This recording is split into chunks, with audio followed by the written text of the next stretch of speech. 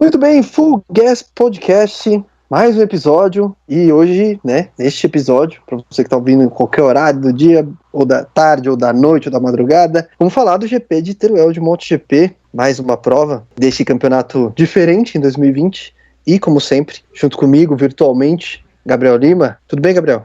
Tudo bem, Gabo, tudo certo. Mais uma grande corrida, uma corrida surpreendente aí dessa temporada, a vitória de Franco Morbidelli, segunda do ano, hein? Só ele e o Quartararo repetiram a vitória, hein? Olha aí, ó.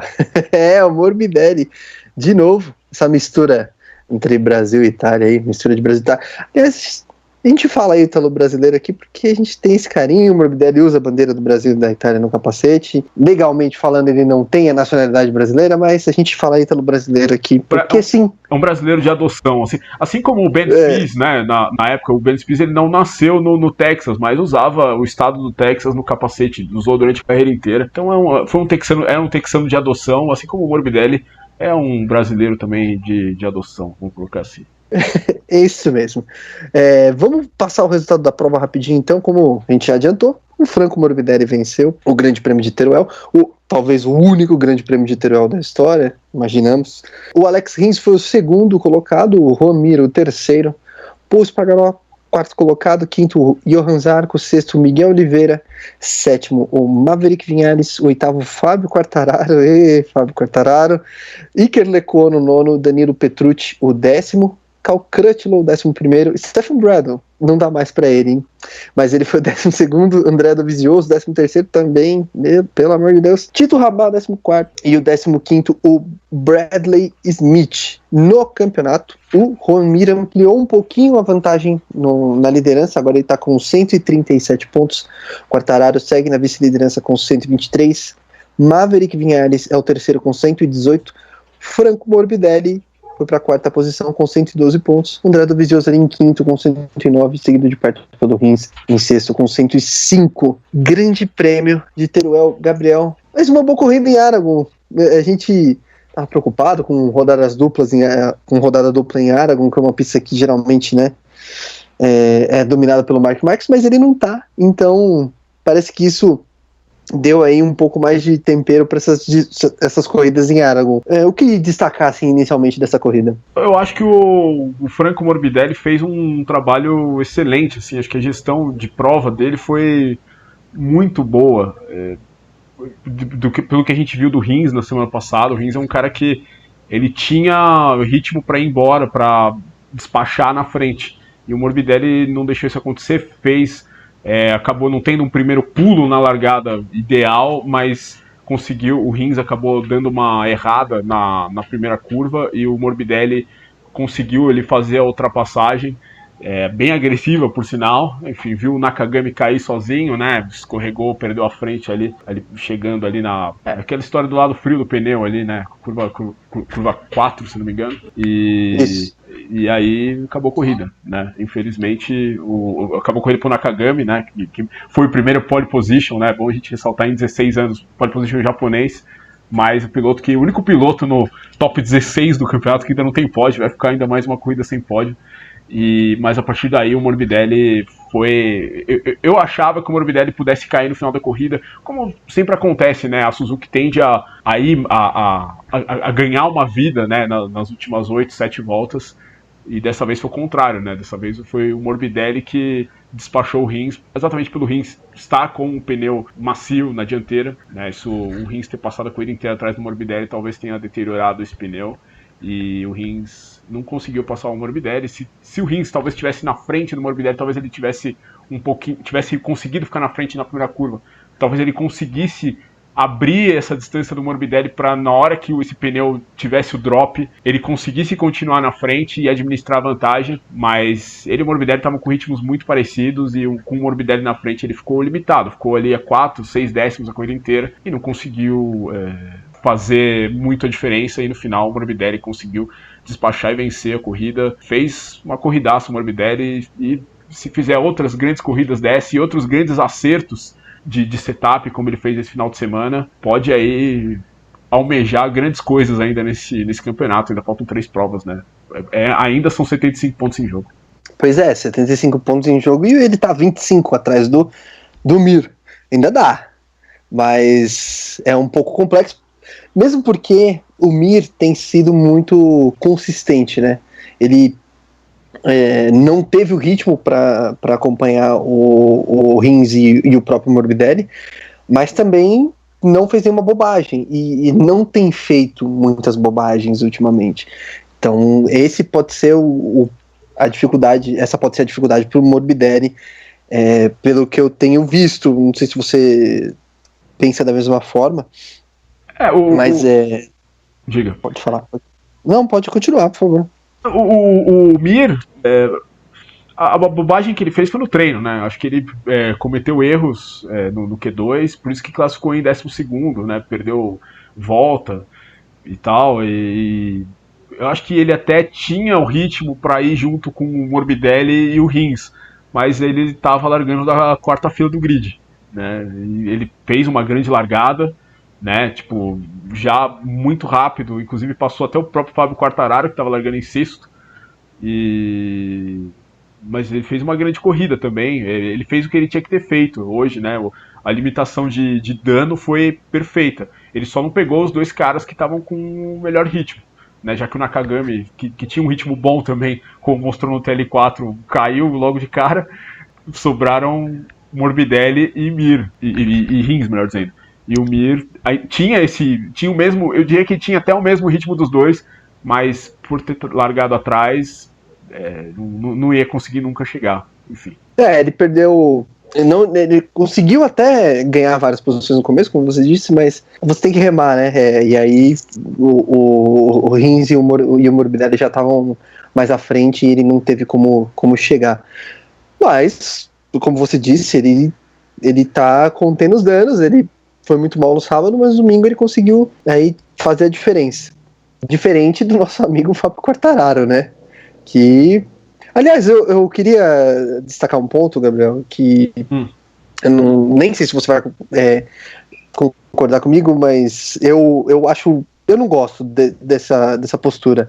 O Quartararo parecia que estava mais preocupado em incomodar o Mir durante o fim de semana do que em fazer o dele. Nos treinos livres, ficar querendo ir atrás do Mir. No próprio Q2 ele tentou fazer isso também. E, sabe, é uma coisa meio Mark Marques, assim, que o Marques que gosta um pouco disso também, né? Até sofreu, o feitiço virou contra o feiticeiro no GP da Malásia do ano passado, né? Quando ele tentou incomodar o Quartararo, acabou caindo. Mas eu não sei, parece que o Quartararo deu uma pifada, assim, não sei, não consigo entender. Nem eu, na verdade. O Quartararo é um piloto ótimo de sábados, mas eu não sei, eu acho que a corrida da semana passada, que foi até a gente chegou a ventilar isso aqui no podcast, foi um erro de setup da própria equipe.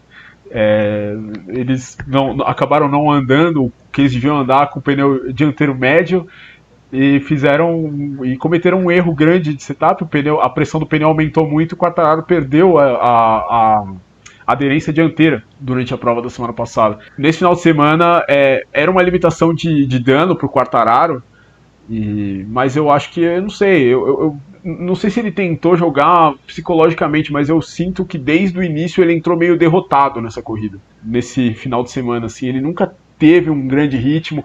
Na semana passada ele caiu 2 vezes, mas ainda fez a pole. Nesse final de semana o Quartararo não apareceu, né? Em nenhum momento ele esteve ali com um bom ritmo, né? Ele foi bem ofuscado pelo Morbidelli. E eu não sei o que acontece. O Quartararo tá, como a gente estava conversando antes aqui de entrar, tá virando um Viñales, né? O Viñales é assim também. Ele é um piloto muito rápido também, mas não é um cara que consegue ser consistente em corrida, né? Que consegue ser bom em corrida. E o Quartararo, no ano passado, ele dava a impressão que ele era um piloto completo, porque ele disputava corpo a corpo com o Marc Marquez, e o Marc Marquez é um piloto muito agressivo. E esse ano a gente não vê o Quartararo desse jeito, né? O Quartararo é outro piloto. É um piloto muito mais comedido, um piloto muito menos atirado do que era aquele piloto de 2019 que a gente gostou tanto de ver, de descobrir, na verdade, né? Porque ninguém dava muito para ele quando ele entrou na MotoGP, mas realmente ele tá. Não vou falar que tá jogando o campeonato fora, porque a Yamaha também cometeu os seus erros, né? A própria equipe dele cometeu na semana passada, mas é um mistério o Fábio Quartararo. É um mistério, e como você falou, né, ele tá bem Vinhares, porque, e é nesses altos e baixos, né, porque, pô, lá na Catalunha ele venceu, e venceu convencendo, né, teve que ultrapassar mesmo os adversários, não foi, o pessoal foi caindo, não, ele passou todo mundo, e aí, de repente ele despencou, não tem explicação, não dá nem pra dizer que ele escorregou na própria baba, eu sempre gosto de trazer essa expressão, tá? Inclusive o Nakagami, né, fez isso, mas você vê o Mir, a meu ver, correndo para ser campeão com a maturidade de quem pode ser campeão, e o Quartararo simplesmente, num determinado momento da corrida do Grande Prêmio de Teruel, ele estava lutando por posição com uma Aprilia. Com todo respeito à Aprilia, o piloto que quer ser campeão não pode brigar por posição com uma Aprilia numa corrida em condições normais. Então, não foi realmente o final de semana do Quartararo, né? Foi superado ali por 2 KTMs depois do final. Tanto ele quanto o Vinhales, né? E ainda no final chegou atrás da Ducati 2019 do Zarco. E o Zarco que também fez uma grande prova, mas de qualquer maneira não é o ideal para alguém que está lutando pelo título terminar atrás da pior das 3 equipes da Ducati, enfim. O que é interessante, Gabo, é que o Mir ele pode fazer o caminho inverso normalmente do que a gente vê nas estatísticas, né, de pilotos bem-sucedidos no esporte a motor, né? Ele pode conseguir um título mundial antes de ter uma volta mais rápida em corrida, antes de fazer uma pole position e antes de vencer uma corrida. Exato. Pois é, esse campeonato tá maluco. E a Suzuki pode ser campeã, né? Pode ser campeã entre equipes, né? Tá em primeiro no campeonato. Pode ser campeã sem precisar investir numa equipe satélite na MotoGP, né? A Yamaha tem a sua, a Honda tem a sua, a Ducati tem 2, e a própria KTM tem, e a Suzuki não tem, né? Pode ser que seja campeã entre equipes.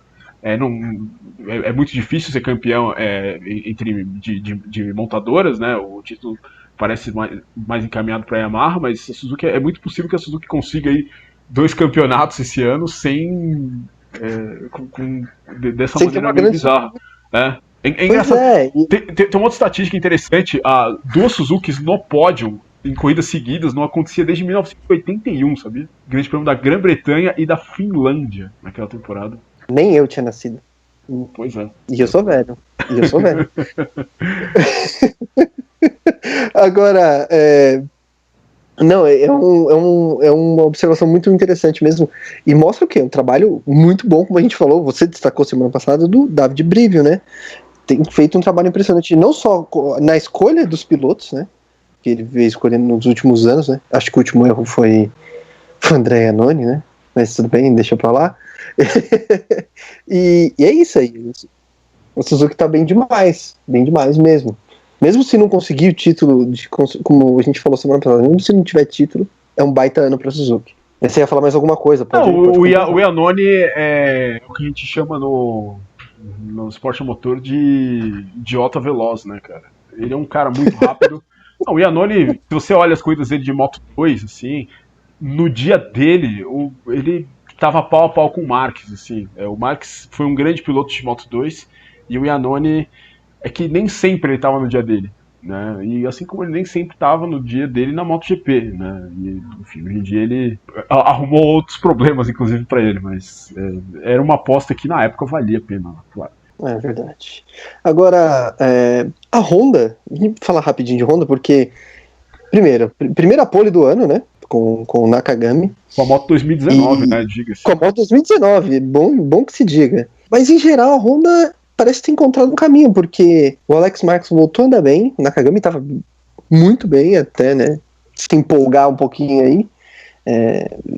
Na verdade, ele disse que ele estava nervoso e cometeu um erro estúpido, né? Ele mesmo admitiu.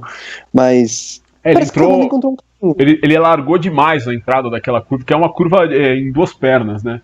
Ele alargou demais, o pneu tava meio frio ali ainda e foi bom. Ele tava totalmente fora da trajetória ali, ele veio muito aberto. Quando você olha o pessoal que tá vindo atrás, você vê que ele tá muito aberto. Ele tentou demais ali. Pela câmera do Morbidelli, você vê que ele entrou mais rápido do que devia. E aí foi fatal para as pretensões dele na corrida. O Marques também, né, acabou caindo na curva 2, que fez uma série de vítimas aí durante esses 2 finais de semana, mas parece que a Honda encontrou, e parece que esse amortecedor traseiro que a Öhlins levou, e na verdade que outras equipes já estavam usando, né?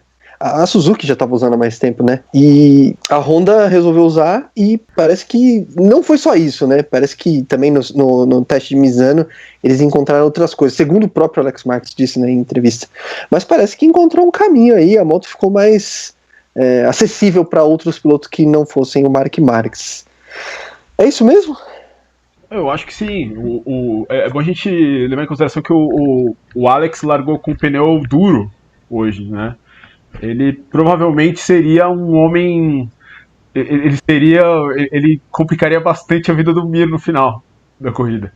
Ele tinha ali meio que um pódio. O pódio dele ali estava meio garantido. O problema do Alex é que ele perdeu tempo mais com o Zarco. Perdeu ali uma volta depois que o Zarco deu troco nele. E ele mesmo reconhece que estava tentando recuperar tempo demais do Mir, né, tentando recuperar a volta que ele perdeu atrás do Zarco, e acabou cometendo um erro, mas não é que ele, como ele mesmo disse, né, não é que ele errou brigando pelo 13º lugar, né, ele errou brigando pelo pódio, né, então essas últimas 3 semanas do Alex Marques fizeram a carreira dele virar outra coisa, né? Há 3 semanas atrás, o Alex Marques não era um piloto que a gente pensava para... Assim, a gente imaginava que um dia ele fosse ficar rápido, como ele ficou tanto na Moto 3 quanto na Moto 2, mas a gente não imaginou que fosse demorar tão pouco tempo, e é isso aí, a confiança dele tá alta, vamos ver. Pode ainda fazer alguns estragos aí nesse final de temporada, enfim, não tem pressão nenhuma, né? Enfim, vamos ver o que acontece. Curva 2, né, que enfim, na largada, né, o Brad Binder atropelou o Jack Miller, e o Binder vai ter um long lap penalty, né, na primeira volta da próxima corrida GP da Europa, depois dessa... Justo, diria. Justo. Justo, né, porque realmente... Ele deu sorte que o Miller não ficou bravo com ele, porque ele teria motivos pra ficar muito bravo com ele. Não, o do Miller já tava tão ruim que eu acho que o Miller falou, quer saber, tá tudo bem. Relaxa. Da Ducati, né? Não ia fazer porcaria nenhuma mesmo, então tá bom, vai. Mas com as quedas do Marques e do Nakagami, a gente não tem mais nenhum piloto que tenha terminado todas as corridas, né? Verdade. Também acabou aí, caíram os invictos. Verdade. Mas já que você puxou... Nakagami tinha pontuado em todas, né? O único, né? Pois tinha pontuado em todas, ainda tinha isso. Já que você puxou o Ducati, Gabriel, o que acontece com a Ducati? Porque quando a gente tava no pré-Aragon, e a gente ficou pensando, é uma pista que a Ducati pode encontrar um caminho, né? Tem ali características que podem beneficiar a Ducati. Mas a Ducati não mostrou que veio em nenhuma das 2 corridas, nem no GP de Aragon, nem no GP de Teruel. O que acontece com a Ducati, Gabriel?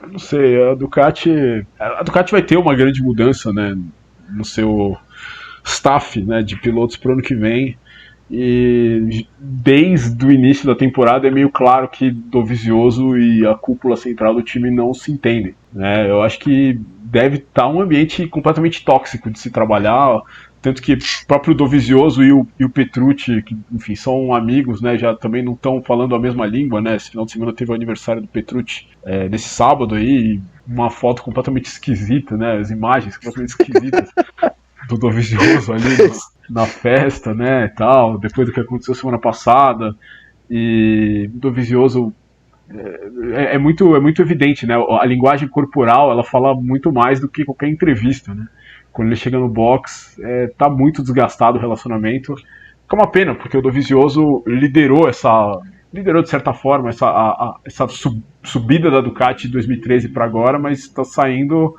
claramente aí pela porta dos fundos. E enfim, a gente estava até conversando antes, me lembra um pouquinho puxando para a Fórmula 1, quando o Schumacher quebrou a perna, né, na Ferrari em 99, e o Ed Irvine de repente venceu 2 corridas e virou o favorito da equipe, né? A Ferrari, ela, no final dessas corridas em que o Schumacher não estava correndo, a Ferrari estava andando muito mal. O Irvine estava classificando em 8º, 9º, né? E o pessoal, enfim, não tinha o mesmo afinco com o Ed Irvine, não que o Ed Irvine também fosse um gênio, né? Mas Não é. do que o que tinha com o Schumacher e o que eu acho que a Ducati, no caso, não tá trabalhando da mesma maneira. Com uma pista como o Aragon, né? A Ducati foi pro pódio, né, nos últimos anos, né? Dos últimos 3 E anos. ano passado, o Dovizioso fez uma baita corrida lá, né? Largou, Sim. não teve um bom treino, mas 2018, o Dovizioso quase venceu do Marques a prova.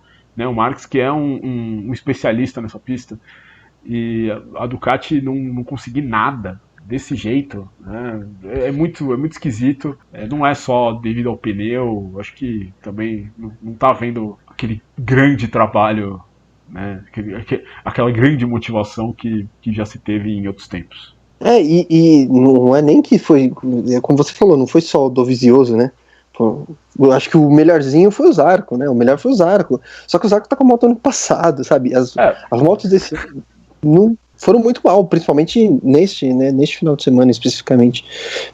O Bahia não se achou em nenhum momento em Aragon, né? No circuito, no caso, né? Não só no GP de Aragon, mas no GP de Teruel. Então, não sei. Agora a situação, talvez Portimão, mas mesmo assim tem um miolo ali que não sei se no trecho mais rápido no kart vai fazer diferença. Eu acho que tende a ser um final de ano complicado. Tende a ser. Eu de verdade não. Agora eu acho que o Dovizioso já não. Agora eu acho que seria um milagre o Dovizioso ser campeão. Mas é como a gente falou até na semana passada. Essa temporada ela faz tão pouco sentido que pode chegar em Valência, de repente, a Ducati acertar, né? Clicar e fazer 2 grandes corridas do Dovizioso vencer, entendeu? Você nunca sabe o que pode acontecer, né? É improvável, é altamente improvável, dado o histórico da Ducati em Valência, mas né, vai saber. Vai que aparece um Troy Bayliss, né? Pois é, né? Foi o que aconteceu, né? Aparece de repente ali, traz um. Mas eu acho também que agora ficou mais pra. Não sei se você colocaria ainda o Viñales nessa briga, mas acho que ficou mais pra Mir e Quartararo. Não sei, você acha também que daqui pro final é mais desses 2 pilotos que vão brigar pelo título? São 32 pontos no top 6. Eu acho que agora. Porque o Mir, tudo bem, fez uma corrida boa, né? Fez uma corrida. Ele tá em primeiro porque é o único piloto consistente do campeonato, né? Tá indo pro pódio várias vezes, né? Foi mais que todo mundo pro pódio, 6 vezes. Mas não sei, eu acho que pode ser. O Mir agora, ele tá numa situação. Ele chegou em Aragon ainda como Dark Horse, né? Ainda como azarão. Agora ele é o favorito do campeonato. Agora ele tem 14 pontos em 3 corridas. Vamos ver como ele vai lidar com isso, né? Ele tinha isso ainda estava um pouco leve nesse final de semana. Agora, no próximo, ele já tem essa pressão de, cara, tem um campeonato aqui, estamos disputando esse campeonato. Não sei, né? O Mir, pelo menos na Moto 3, né, no ano que ele foi campeão, ele pareceu pouco suscetível a isso. Vamos ver se vai acontecer o mesmo na MotoGP. Você vê ele mais favorito, não só pela. Descontando a vantagem que ele tem, mas você vê ele mais como favorito do que você via antes. Que eu lembro que você ainda viu o Quartararo como mais. Né, o cara mais. Não sei se pronto, mas o cara que teria tinha mais potencial. Isso. O mais veloz, assim, bruto. Eu via. O Quartararo, eu acho que no dia bom dele, ele é mais veloz do que o Mir, né? Em termos de pacote inteiro, mas agora não tem mais como. Agora o Mir ele já tem uma vantagem para marcar, né? E o Quartararo, agora ele tem que meio que ir pro tudo ou nada, né? Tudo bem, Valência, uma corrida que o Quartararo foi bem no ano passado, né? Fez a pole, chegou no pódio. É uma pista boa para ele, né? Enfim, mas o Mir tem a vantagem, agora não tem como, né? Agora, meio que o favorito é o Mir, não tem jeito. Eu também acho, só não pode escorregar na baba. Eu usei de novo porque eu gosto dessa expressão, eu queria deixar. Não sei se ficou tão claro ainda, mas eu faço questão de enfatizar o quanto eu gosto dessa expressão. Mais alguma consideração sobre este grande prêmio de Teruel, de MotoGP? Não. É isso, né? Foi a grande vitória de Morbidelli. Agora, fala rapidinho das categorias de acesso. Na Moto 2, 3 vezes seguidas, hein, Gabriel? San Luis. Quem diria? Hat-trick. Assim, fez a pole, né? Foi com autoridade hoje. mais de 8 segundos na frente de Gian Antonio, olha, quase travou aqui, e o Bastianini foi o terceiro. E aí no campeonato, o Lois agora é o líder, com 178 pontos, e o Bastianini é o segundo, com 171. O Luca Marini, que não tem vindo bem aí, depois daquele capotaço lá em Le Mans, parece que ainda não retomou a confiança, o ritmo, enfim, não sei se tem alguma dor, mas agora está em terceiro com 155, a coisa complicou. O Bezek já deu adeus hoje, né? Caiu de novo, hoje, tô falando hoje porque a gente está gravando no domingo, caiu de novo e aí já era, né? Agora complicou. Na Moto3, ó, semana passada, tinha falado que o Jaume Maziá tinha conseguido mais uma estatística para o currículo dele, né? Porque ele tinha se tornado o 100º piloto a vencer pela Honda no Mundial. Ele venceu de novo e ele entrou de novo para as estatísticas, porque ele venceu. A Honda chegou a 800 vitórias no Mundial e foi pelas mãos dele de novo. Então, olha aí, mais um para o currículo. Entra numa senhora lista, né? A lista que tem dos milestones, né? Tipo, a primeira, 100, 200, 300. Porque quem ganhou a 300 foi o Alex Crivier, né? Foi no Grande Prêmio da Holanda de 92. O Rossi venceu a 500 no Japão em 2001, aquela corrida que o Biaggi jogou ele fora com o cotovelo. E o Pedrosa depois venceu... ele ultrapassou e mandou um sinal... O número 1. Legal. Sinal bacana, como diria Nelson Piquet. O Pedrosa, quando conseguiu o bicampeonato de 250, venceu no Grande Prêmio da Austrália em 2005, e o Marques venceu em Indianápolis em 2015, a corrida 700, né? O Pedrosa 600, o Marques 700, e o Maziá conseguiu a 800, tá? Entrou num timaço aí. Pois é, e ainda pode brigar pelo campeonato, além de tudo isso, né? Porque na classificação do campeonato agora, o Arenas é o primeiro, com 157 pontos. Ele que, aliás, deixa eu passar o pódio, né? O Maziá foi o vencedor, o Yumu Sasaki foi o segundo, primeiro pódio dele, e o Kaito Toba foi o terceiro. O Arenas foi o quarto. No campeonato, o Arenas é o primeiro com 157 pontos, o Ayogura é o segundo com 138, Celestino Vietti o terceiro com 137 e o Maziá aparece em quarto com 133. Tem chance ainda, mas a Moto3 é uma coisa um pouco mais complicada, as corridas são... tudo pode acontecer. Mas é isso, ele entrou nesse clube seleto, então agora ele tem um currículo, agora é uma marca mais assim chamativa para pôr no currículo. Temos mais algum detalhe a observar aqui, Gabriel? Eu acho que é isso, acho que esse final de semana é isso aí. Agora 2 semanas para as últimas 3 corridas da temporada, que também vão ser uma loucura aí, né? Enfim, 2 em Valência e depois Portimão aí, que eu tô bem curioso para ver como vai ser a MotoGP lá. Também estou. Bom, então a gente fica por aqui. Se você ainda não nos segue no Instagram, aproveite para seguir, @FullGasPodcast. Esse episódio, como todos os outros, está em breve. Assim, você está ouvindo, né? Então, ele já está no YouTube, está no Spotify e está no Apple Podcasts. A gente fica por aqui. Logo mais a gente volta. E, enquanto isso, cuidem-se. Logo mais um episódio do Full Gas Podcast para vocês. Um abraço. Valeu.